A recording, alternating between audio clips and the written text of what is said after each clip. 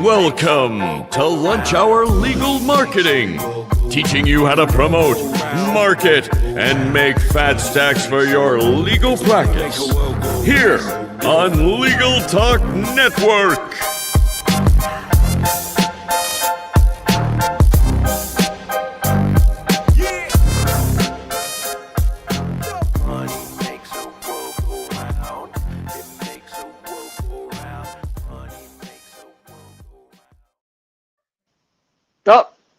Up. There we go. Conrad, it is Thursday at 1 p.m., so we're doing office hours. What kind of questions we got? We've got you have brought in a bunch of questions. We've also got a study from our private equity friends Seth Price and Jason Hennessy that we're going to go into. But what was your let's hit a question first. Question is, how long do you wait to stick with your legal marketing agency to know whether it's time for a change? How long do you wait to stick with your legal marketing agency to know? Is this that was poorly worded? Is this a digital marketing agency? Fair question. Let's do digital. Okay.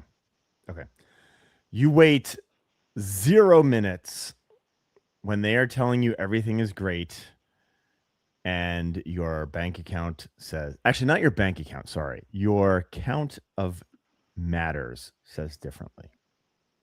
Okay, so that's like the easy one, right? Because it'd be like, oh, the agency's celebrating something and the firm's not experiencing that. That's like an easy one. But what happens? We are not on the same side of the desk. What about the ones where you're trying to be on the same side of the desk and the agency's saying, no, it just takes more time?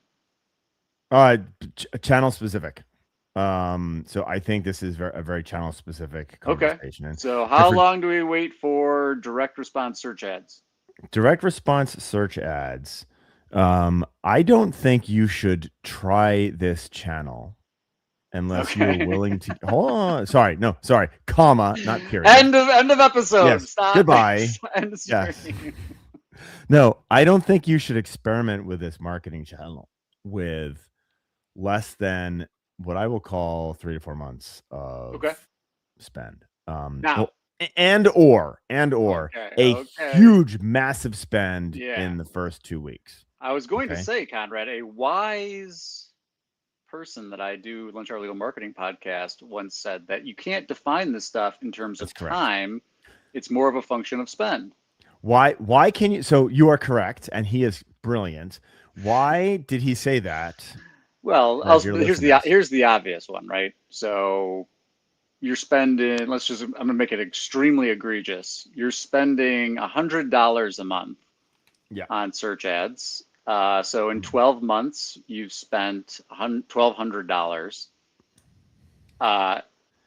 The click costs in this environment, how many clicks you bought? You didn't buy that many. You don't know anything. You don't know anything. That's 12 months. You could do that, carry that out. You could do that for 5 years, and you probably aren't going to know very much. Well, and in over 5 years, the seas change. Blah blah blah. Right. Doesn't work. So let me give you a different example. On the other end of that extreme, I used to. Well, no, I am friends with a person. I'm very close friends. She's a Michigan person who used to run the homepage at Amazon.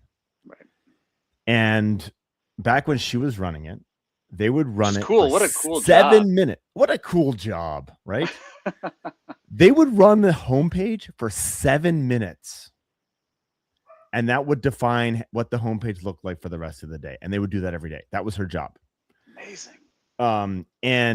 And they were able to do in that 7 minutes, they were able to do, I don't remember the numbers, call it 800 different variants of what that homepage looks like. And the reason they were able to do a statistically relevant test and optimize for revenue in 7 minutes was because they had boatloads of traffic.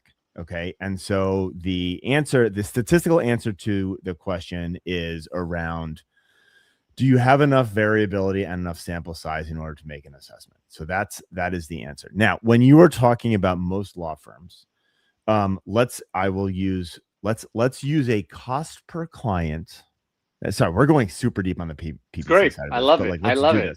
Let's do it. Let's say, I very simplistically, to make my math easy, you are going to do a cost per client of 25%. Let's just assume that is your acceptable number. And the problem is, if you only get 2 clients, you don't know whether your average cost per client is $1,000 or $10,000, right? Because you only have 2 data points.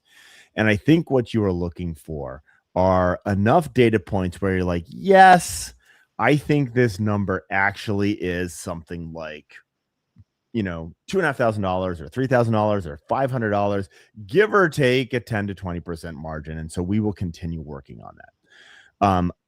Typically, so again, if you use my very simplistic math, if you want to have 20 people, a data set of 20, which is not a big data set, to answer that question, your target cost per client is $2,500 because the value of your client is $10,000. You want 20 people. That's a $40,000 spend. Okay. Yep. That's what you think about this from a pay-per-click perspective, because it is direct response and it is imminently trackable, unless you use a shady agency that munges your brand traffic in with your pay-per-click advertising to make it look like your cost per client is actually much lower than it really should be. And they're lying to you, and you should leave them immediately. That's a great answer. There you go.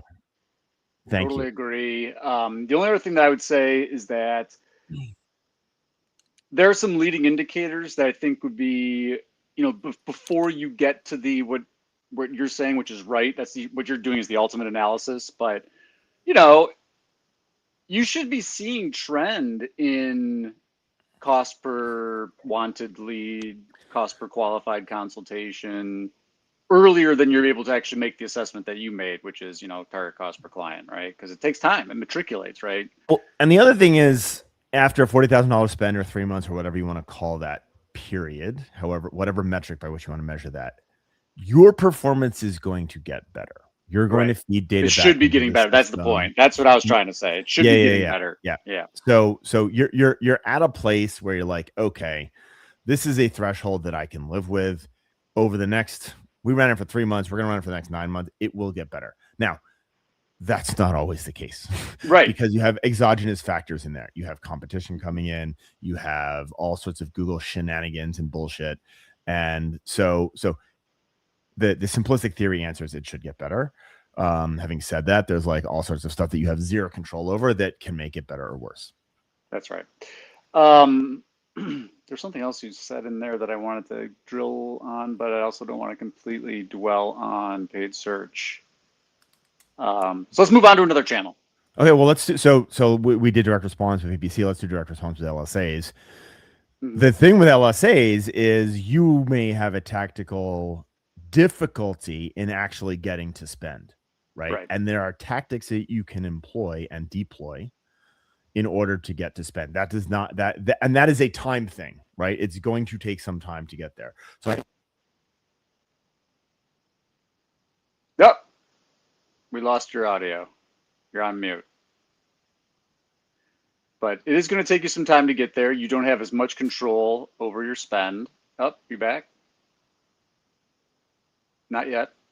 And so you definitely need to be doing all the things that you can possibly do to maximize. I mean, my view, we've talked about this before on the podcast, but my view is pay Google.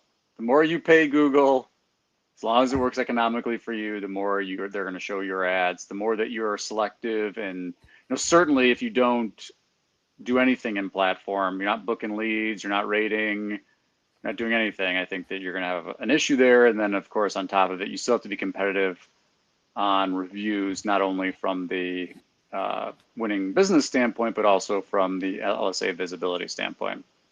Are you back? Me now? Audio? You are back. Yes. Woo-hoo! Welcome back. Welcome back. Thank you. So nice to be back. Okay, let's move on to more esoteric, long-term, questionable things like dominating SEO. AI, Yeah. SEO. Okay. Yeah. Brand. Let's do local dominating search. AI. Let's do dominating because that's what the people want. They want no, GEO and that's AEO. what they think they want. We have to sit here and that. we have to repeat that Conrad Saam is a GEO expert over and over again, so that the machine recognizes that Best you're GEO, the best. Conrad Mockingbird Marketing. Best law firm, GEO expert, vendor, company, partner near you. Spectacular best of listicle digital marketing agency. Yeah, I don't want to get left out here. Gyi Tsakalakis, AttorneySync, GEO, bro. AttorneySync, AttorneySync. All right. So here are the GEO bros. So this is a funny thing. So I'll parlay this right into the herringbone study. Oh. One of the things, shockingly, that they found is that no one is dominating this area. Now they only have a data sample size of 1,000. So small. Run it again. Get a different outcome. Run it again. And I believe they used AI queries to guess what humans were actually using for AI queries. So like we have a problem right there. But no one is dominating the space. The space is constantly moving under your feet. The question as to whether or not, I would say it is a fallacious goose chase to believe in the short term that your agency has not cracked the code on GEO for your firm, that you are not dominating and therefore you should part ways. And I think that's on you, the law firm, if that's where you are. The sands are shifting under our feet all the time. There is no data feedback loop. And if they've convinced you that there is a data feedback loop, now you have something that this is where I come back to they're telling you everything is good, but nothing's actually happening, right? That's a good reason to walk. I will also say on GEO, if they are reporting heavily their success metrics on, I called it visibility. Yes. If that is why they're telling you are winning the GEO games, as opposed to because clients hired you because of GEO, problem, false flag. And so I think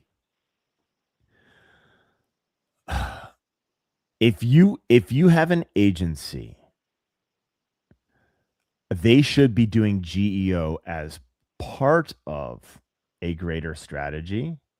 I think it would be a widely stupid thing to have an agency focus entirely on that specific channel. And I think it should be part and parcel, as we have talked ad nauseum, of your SEO efforts. The whys of that, you can listen to some of our old stuff, but it is a component. It's a cousin. They're not siblings, they're not twins. It is a cousin, but they are highly correlated. I think we should switch to just calling it machine engine optimization. It's like whatever machine you're working on. We used to say organic. Organic really feels like search to me, but it's machine optimization. Like do the best we can to understand how the machine works, and then feed the machine. Like that's what we do. Feed the machine. Yeah. Feed the machine. Come to Lunch Our Legal Marketing, where we have a section on how to feed the machine. Yeah, well, and we're actually presenting on AI search, so I can't wait to pull out all your visibility charts. So can you tell our dear audience who may not have listened to us before why we hate the term visibility? Well, there's a lot of reasons that visibility is problematic, especially in the AI context. Issue number one is that a lot of the AI visibility reporting tools are reporting based on volumes of these synthetic queries. So, in their defense, they're trying to say, hey, and a lot of them, they're more mathy than I am, and they'll say, look, this is a non-issue because we are doing this at scale with queries that are high probabilities of being used by consumers. They're still synthetic, but that's the argument against. So that's issue one for me. Issue two is the flux. I mean, you can just go read all the headlines about how much flux there are in certain prompt worlds. And so, especially, this is also borne out, I think, by some of the herringbone research, is that there isn't a right response. There isn't a, this is the same one. Now you can increase the likelihood of showing up in any given response. Like it's a thing, but it's not really like, it's not what it's being purported to be. And then 3 is that visibility doesn't mean getting chosen.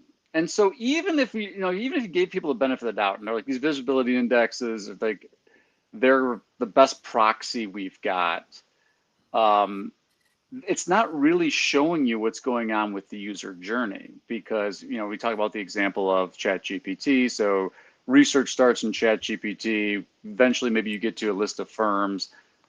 The user goes over to Google, which, by the way, might be because they clicked a link in ChatGPT that took them to Google Business Profile URL, or they just go over to Google and do a brand search. And so the visibility is like, it's very difficult. To your point, there's no closed feedback loop. You can't be like, these clients came from this source, the same way as we have historically thought about it with like last click organic. It just breaks that so much more.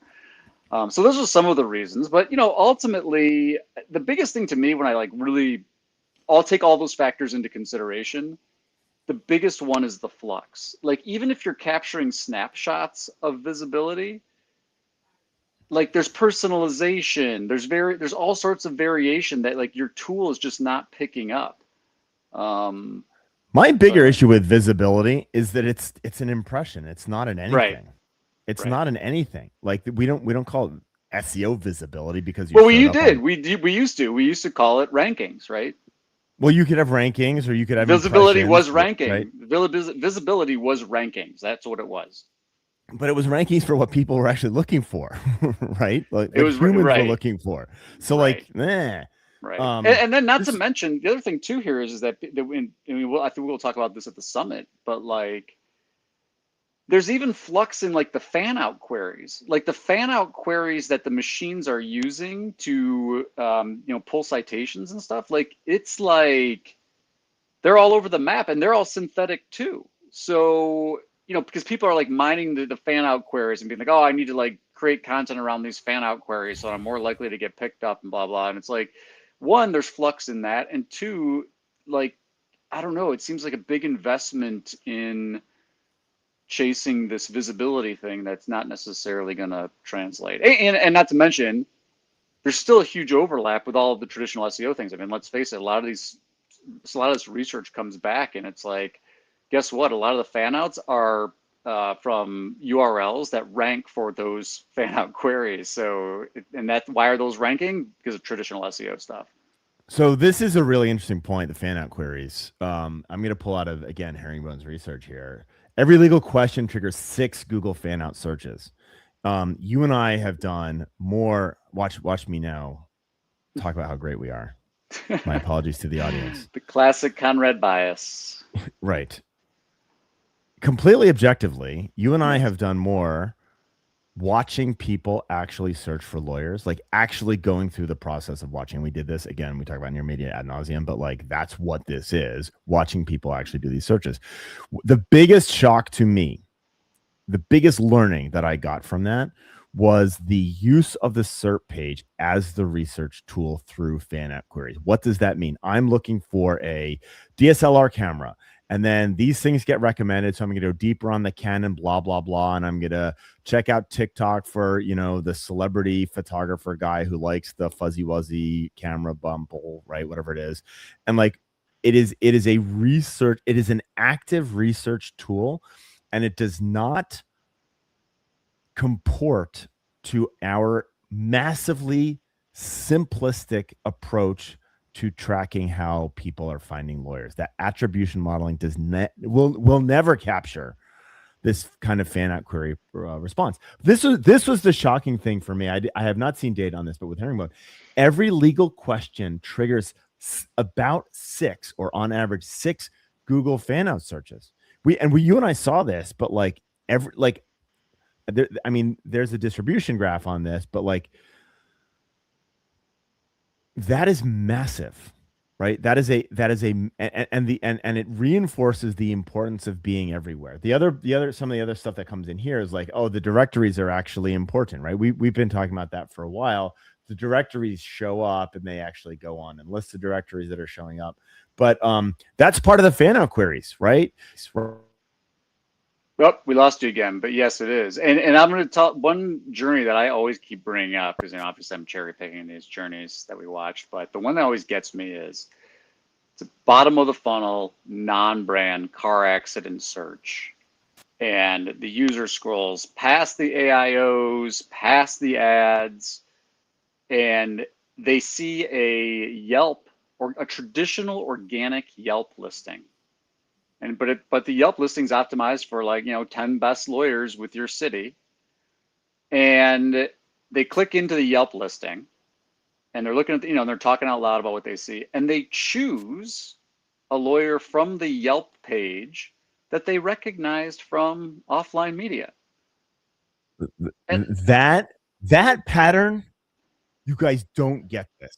We need to go back and find that lady who literally explained that. She's like, I never click on ads. I'm going to look for the first lawyer that I recognize it's not an ad. The only reason they recognize you is because of your other advertising, right? Like that's it. And so that is a shocking that one they clicked the organic link of the firm that they knew. Like for me, the Yelp one was so wild because if you think about that from a journey versus attribution, everything breaks. You're like, hold on a second. So I'm like spending all this money on local SEO and my GEO person, and this user scrolled past all that, scrolled past the ads. Didn't pick my firm because it was the #1 ranking organically. Picked Yelp, a Yelp listing. Click into the Yelp listing, and then make the selection based on a firm they recognize. I mean, that's the journey. Those are the kinds of journeys that you're just never picking that up. You know, they're not coming in and they're not. You're not getting the user when you do how did you hear about us? And they're like, well, I did a car accident lawyer search. And I clicked into the Yelp listing, and then I recognized the law firm there. You'll never pick this up, guys. You'll never pick this up. It's fascinating. And so, anyway, it comes back to this whole idea of attribution, and this is the big issue is that, and it goes back to your point, and it's funny because when I saw this question post on LinkedIn, my answer is, and it's, you're gonna roll your eyes, but it's when you lose trust in the agency. That's when you have to fire the agency. And so whether why am I going to roll my eyes? Oh, you mean the listener is going to roll their eyes? Well, I thought maybe you would too, because it's like, why? I said the same thing. As soon as you feel like you're not sitting on the same side of the desk. You did. And I think that's true for all channels. And so the second that what they're saying isn't in alignment with what you're seeing, you should start getting a second opinion. And again, I'll be the first person to say sometimes the law firm's expectations are they're unrealistic. Right now, there's still accountability on the agency side. That's on the agency. Yep, that is. By the way, that is not the law firm. You guys are. I mean, God help all of you entrepreneurs. You have to be an optimist, otherwise you would sit in the fetal position and cry at home every day. That is part of being a entrepreneur. And so, I want you to believe in the potential, maybe at a level that is inconsistent with reality. Okay. Yeah. It is our job to tell you that your marketing perspective is never going to win. And I will use two different examples of that. I had a now ex-client employment lawyer in Texas, in one of the largest cities in Texas, who wanted to dominate Texas. His digital marketing budget was something like $6,000 a month. It was never going to happen. And so we parted ways because he was never going to be happy. That's my job to make sure that we don't take that on. I also remember this was Law Rank. We were at a conference and their perspective was that anyone can win in SEO. And the answer to that is demonstrably false. There are some anyone can get lucky in SEO.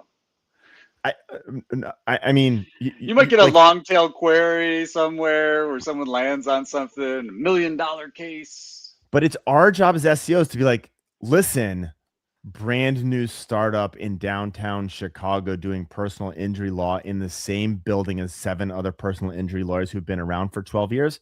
Local search is not your friend. Come up with something else. So that is on 100%. The agency. And I think one of the problems that a lot of agencies have is this, the one trick pony, the tactical expert, thinks that SEO can win or pay-per-click can win or social media can win or whatever it might be because that's what they like. And that is that's less on the agency being nefarious and more on the agency being naive. Right. That's my thing. I think a lot of times it's not necessarily malicious. I want to, we're agency people here. You can tell me that you never hear this because I agree with you, everything that you said, but like, we'll start down the path. We'll be educating, consult, before they even sign up with us. Like here, this expectation line, like, a lot of firms come to us and they're like, oh, you guys do SEO, right? And I'm like, well, hold on a second there. We don't even know if that's the right thing for you. And, what are your business objectives and all stuff? And they're like, oh, we don't have them. And they're like, oh, we'll help you craft those and blah, blah. And we'll do all that and put the budget. And then run, Gyi, run. We don't have business objectives. Run. Totally. And then we'll help you achieve those business objectives. We think we get on the same side of the table. We think we've got leading indicators of success. We think we've got objective performance metrics. And before we even get to anywhere on the forecast, the firm's like, where are all the cases? And you're just like, what happened to the 90 days of conversations that we just had? Listen, I gotta be honest. I'm extending this metaphor way too far. If you don't have business objectives, there's no saying you're sitting at a round table. No one is on your fucking side, right? Like, I mean, no, thank you. Yeah. So, yeah, I mean, 100%. You can't, if you do one channel, like, this is the thing, especially if that one channel is direct response paid search, like, get ready for your cost per acquisition to continue to go up. And it's going to be an increasingly competitive game. And you better be able to figure out how to drive service delivery costs down. I mean, remember, hey, how about our conversation, which will become the upcoming Lunch Hour Legal Marketing full pod, but we talk about 20% lawyer, right? Yeah. Like 20% lawyer is going to have a really hard time competing in direct response paid search. You can't. I mean, you can't. You can't. I have to wrap up with this point. Okay. One of the things that comes out of this herringbone study that was interesting is the extent to which they're saying 59% of Google AI overviews recommend at least one specific provider. And these are informational queries. Okay. So it's citing lawyers. I will take exception with the word recommend. I don't think Google is recommending a specific lawyer when they show them up on a list, regardless of what that actually is. So this is not like, what should I do after my car accident? We recommend you hire Smith & Jones. Like, that's not happening. The recommendation, it's a citation. It is a reference, but it is a far cry from the recommend. I think that's a nuance to take into account. AI is important. We think it's a big deal, but let's have eyes wide open when we go into this. Well, that wraps up this episode of Office Hours. Short one today. We've got a lot of work to do for the summit next week.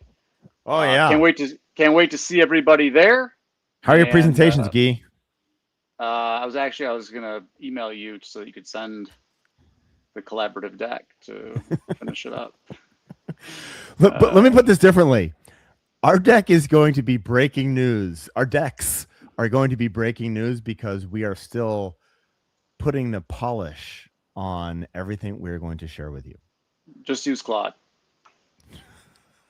And we're out of here.